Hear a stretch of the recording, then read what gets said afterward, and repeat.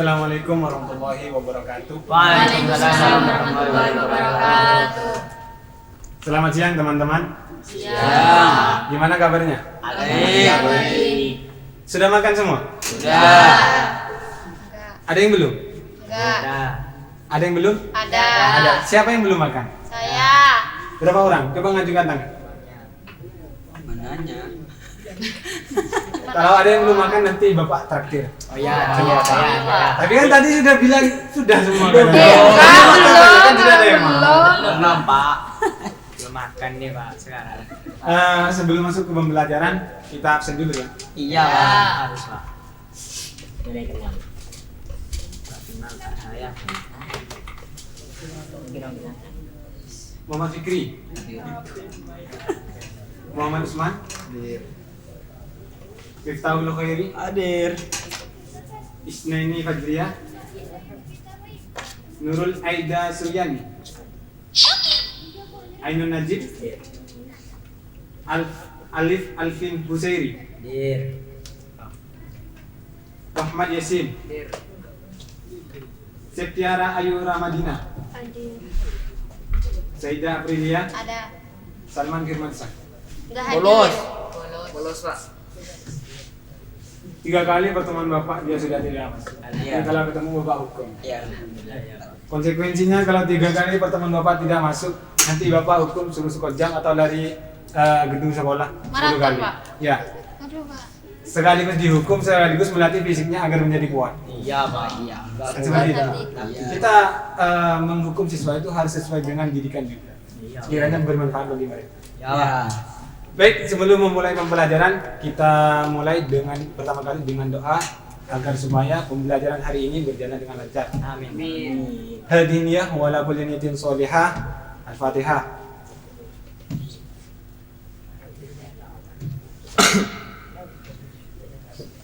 Terima kasih. Sedikit motivasi ya dari Bapak untuk penyemangat bagi kalian semua dalam melanjutkan pendidikan. Subhanul Yaum Rijalul Voice. Ada yang tahu artinya? Enggak. Ada yang tahu artinya? Enggak. Kamu tahu? Pemuda hari ini adalah pemimpin hari Esok. Jadi kita sebagai pemuda di hari ini, maka tingkatkanlah pendidikan kita, tingkatkan skill kita untuk menyiapkan bekal atau menyiapkan diri menjadi pemimpin di masa Mudah aja, Pak. pastinya kan nanti kita menjadi orang tua. Pemuda hari ini akan menjadi pemimpin di hari Esok. Ya kalau sudah esok kita tidak muda lagi. Iya, Pak. Udah tua. Seperti itu. Baik, lanjut ke presentasi ya. Iya. Hari ini Bapak akan menjelaskan tentang kebijakan pemerintah dalam mengatasi masalah ekonomi.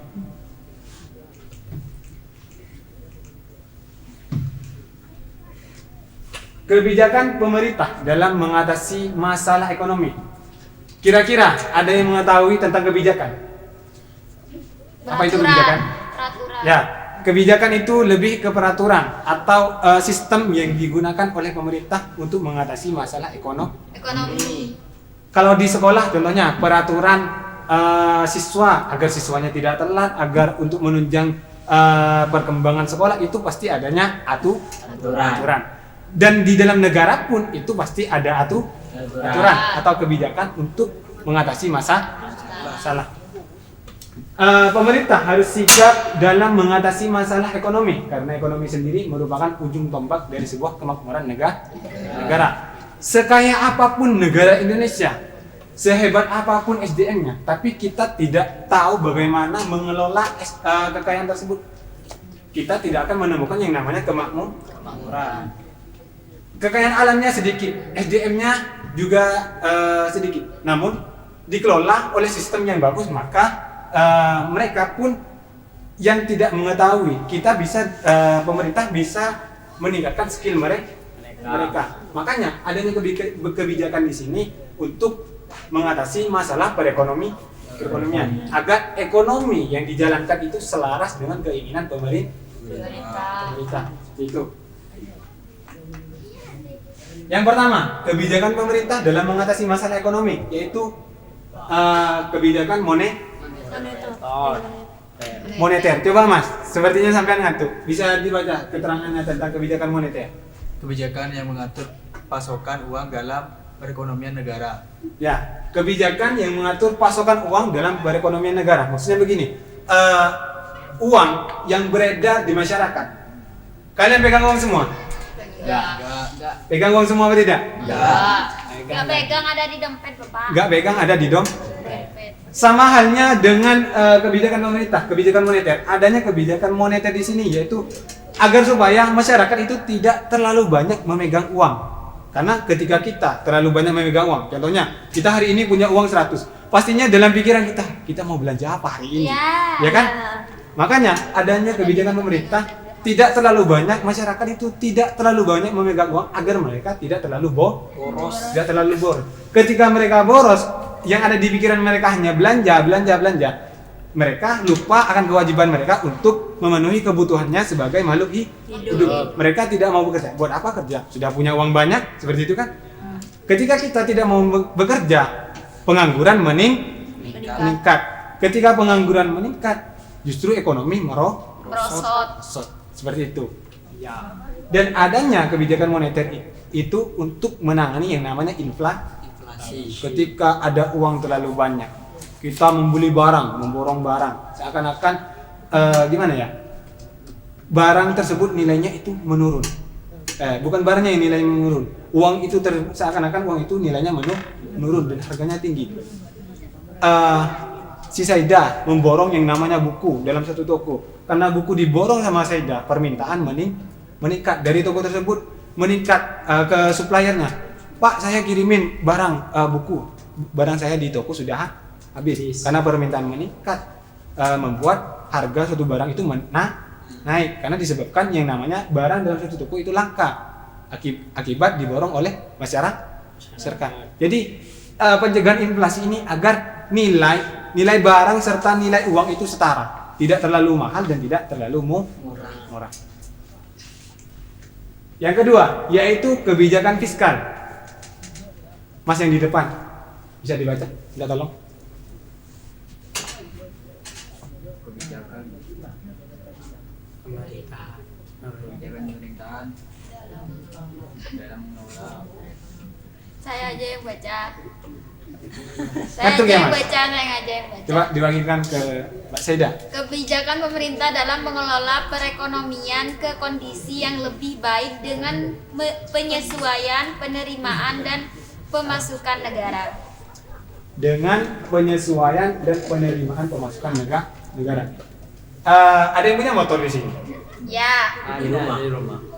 Ada. ada. Lengkap apa tidak? Lengkap. Setiap setahun sekali kalian bayar pajak apa tidak? Bayar. Pajak yang kalian bayar kepada pemerintah itu untuk mengalokasikan perekonomian atau untuk menstabilkan perekonomian. Contohnya, kalian punya motor, tapi jalan di rumah kalian itu rusak. Pastinya berakibat pada motor kalian itu tidak aman. Tidak aman. Yang kedua, tidak awet, motornya cepat rusak, banyak kocak. Itu kan disebabkan karena jalannya yang rusak. Nah, adanya pajak yang kalian bayarkan kepada pemerintah itu dialokasikan contohnya ke pembangunan. Yang pertama itu pembangunan jalan. Yang kedua untuk membangun usaha atau lapangan kerja. Dengan meningkatnya lapangan kerja, pengangguran menurun. Dengan pengangguran menurun, stabilan ekonomi itu meningkat. Kaitan antara kebijakan fiskal dan kebijakan moneter. Dalam kondisi depresi, inflasi, pemerintah mengeluarkan kebijakan moneter. Namun dalam kebijakan depresi, pemerintah mengeluarkan kebijakan fiskal. Yang dinamakan depresi itu adalah di mana masyarakat itu enggan untuk bekerja karena disebabkan adanya lapangan kerja yang sedikit. Itu dinamakan depresi. Dan inflasi ini adalah disebabkan karena uang terlalu banyak menyebar. Jadi kaitan antara kebijakan fiskal dan kebijakan moneter. Contohnya, moneter itu yang punya uang, fiskal itu yang membuat usaha. Jadi mereka itu bekerja sama. Saya mau membangun perusahaan tapi saya tidak punya modal. Jadi fiskal dan moneter bergabung atau bekerja sama. Seperti itu. Jadi kesimpulan, kebijakan fiskal dan kebijakan moneter merupakan suatu kebijakan yang dapat digunakan untuk mengendalikan inflasi dan juga menstabilkan nilai uang, merangsang pertumbuhan ekonomi. Jadi kebijakan di sini adalah kebijakan untuk mengatasi masalah ekonomi. Sekian dari Bapak. Semoga apa yang Bapak sampaikan hari ini bermanfaat untuk kalian semua. Terima kasih. Saya tutup. Assalamualaikum warahmatullahi wabarakatuh. Waalaikumsalam warahmatullahi wabarakatuh.